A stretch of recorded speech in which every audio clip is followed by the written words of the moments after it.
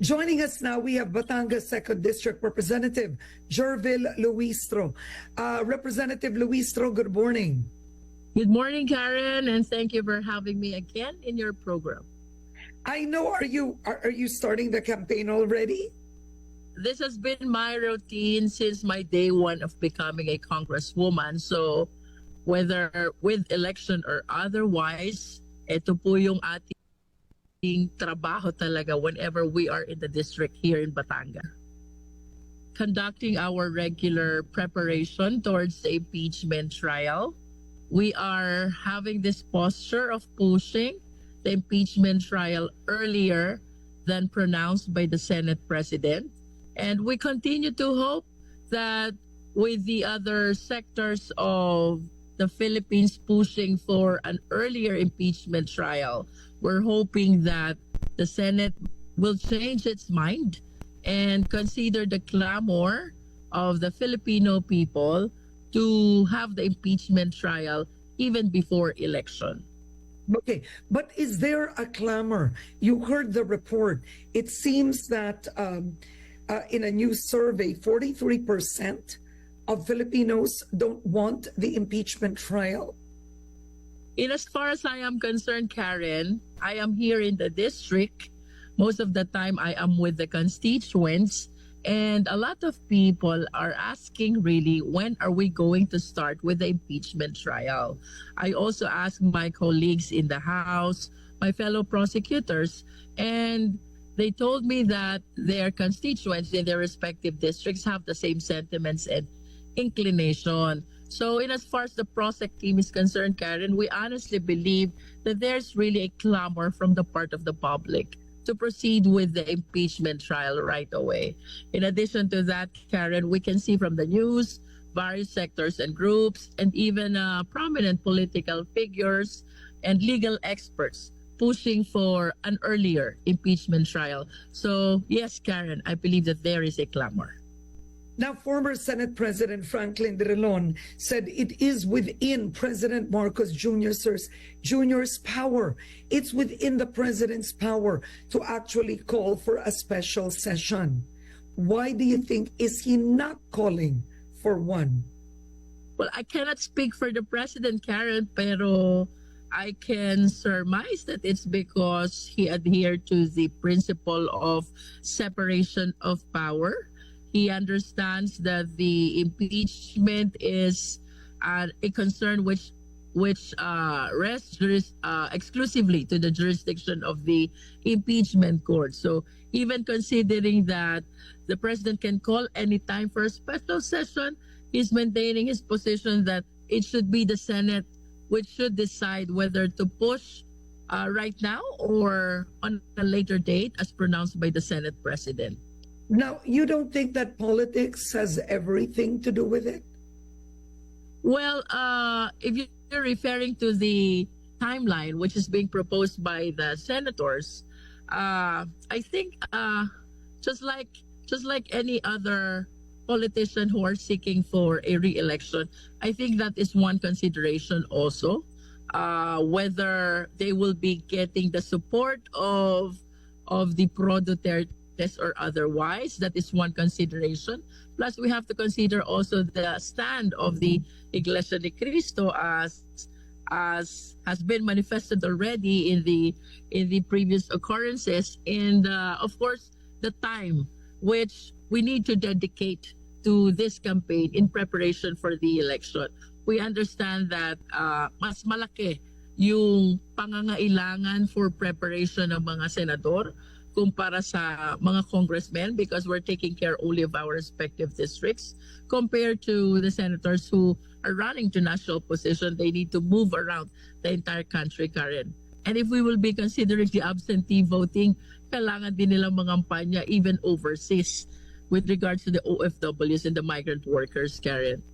Okay, now hearing everything that you just brought up, looking back, was it wise for the House leadership to actually impeach Vice President Sara Duterte right before elections? Could it have been planned? Were you caught by surprise?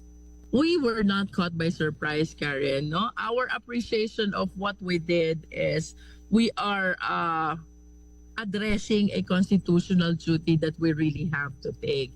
May election o wala, Karen, it is our mandate to push this impeachment complaint if we really find basis to push for one, no?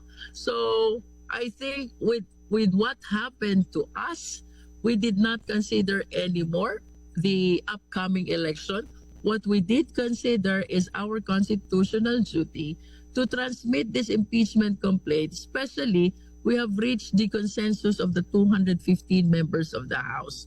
And we've seen the basis, the clear basis why we are pushing for this impeachment complaint. So with or without election, Karen, it is the constitutional duty that we really have to take, Karen.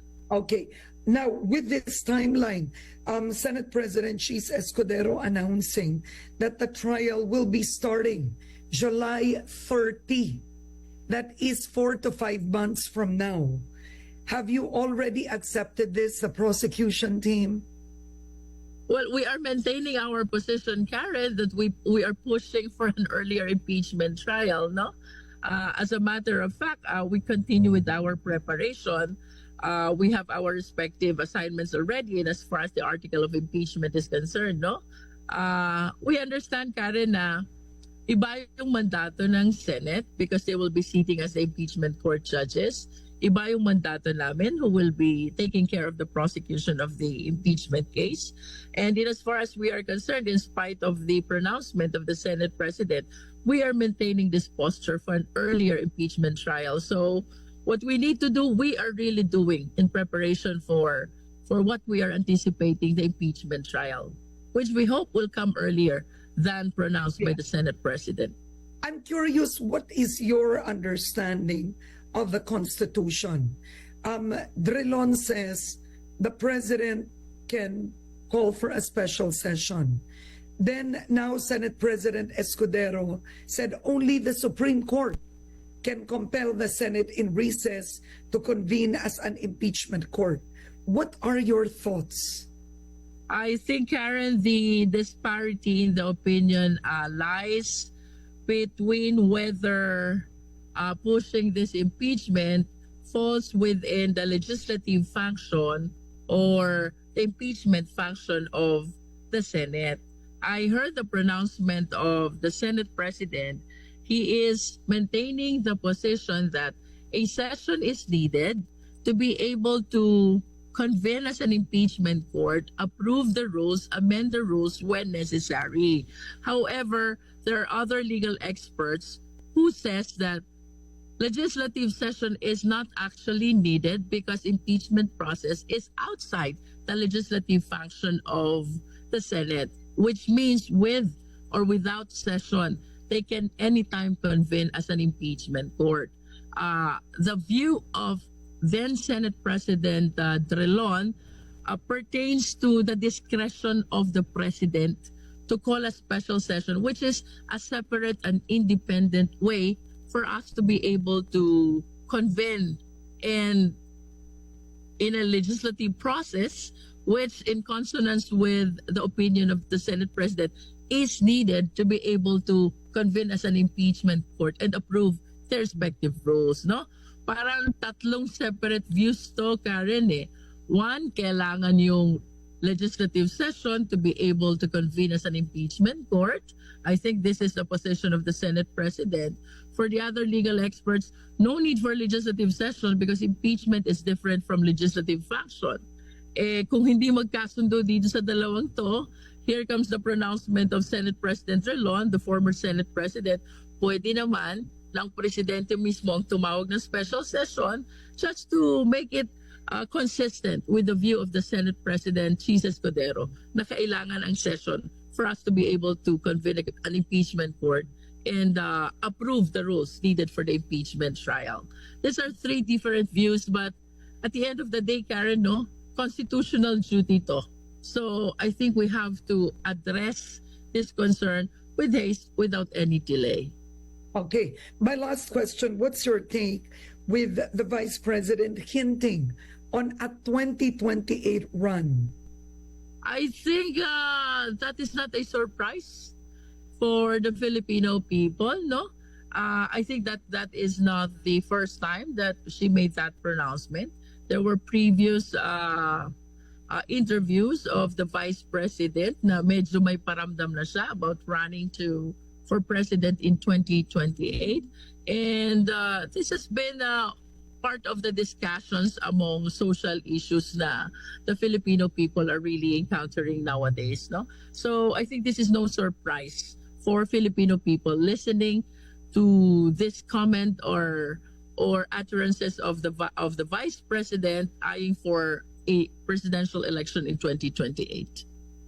On that note, I want to thank you for joining me today. Good luck to you, Batangas 2nd District Representative Gerville Luistro. Thank you, ma'am. Thank you, Karen, and good morning to all the viewers.